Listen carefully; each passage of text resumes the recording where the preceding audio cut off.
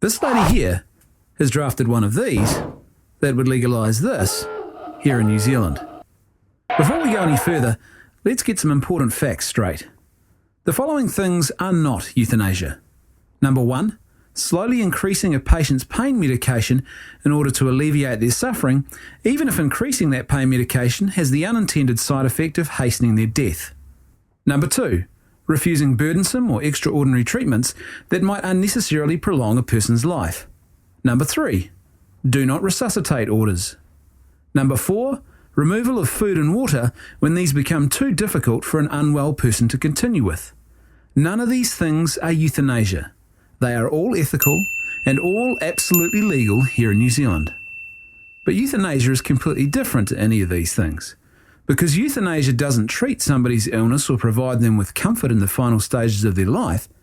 Instead, euthanasia takes things one step further and actually terminates a living patient. Real medicine provides treatment or uses medical knowledge to alleviate suffering, bring comfort, etc. to a sick person.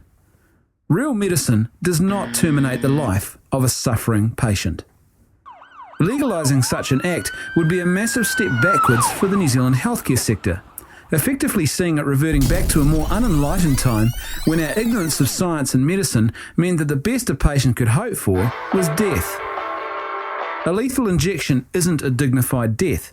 Instead, it's a speedy way of dispatching elderly, disabled and other vulnerable patients who are usually struggling with all sorts of psychological pressures, anxieties and feelings of being a burden on their loved ones.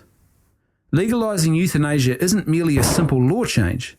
Instead, legalising euthanasia completely changes the nature of what medicine is, meaning that healthcare professionals would now have the legal power to use lethal injections to terminate the lives of their patients. This change would reverse centuries of patient protections, leaving sick, elderly and infirm persons in a dangerously vulnerable position.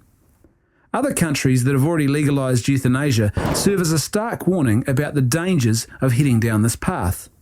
Belgium, for example, is now debating allowing euthanasia for young children and patients with Alzheimer's. To suggest that either of these two groups of people could ever give a proper, free and informed consent to being killed by lethal injection is simply ludicrous. And the Royal Dutch Medical Association of the Netherlands, where euthanasia has been legal even longer than in Belgium, is now proposing that euthanizing a sick person in order to alleviate the suffering of the family would be an acceptable thing to do. Yes, you did hear that correctly. Doctors in the Netherlands are now suggesting that ending your life with a lethal injection in order to make things easier for your family is a perfectly ethical thing. What these frightening examples prove is that when you make it legal for doctors to terminate the lives of their patients for one reason, it doesn't take long for the system to start finding lots of other reasons for doctors to end the lives of their patients as well. Legalising euthanasia isn't medicine, and it isn't safe for Kiwis. A dignified death is not found at the end of a lethal injection.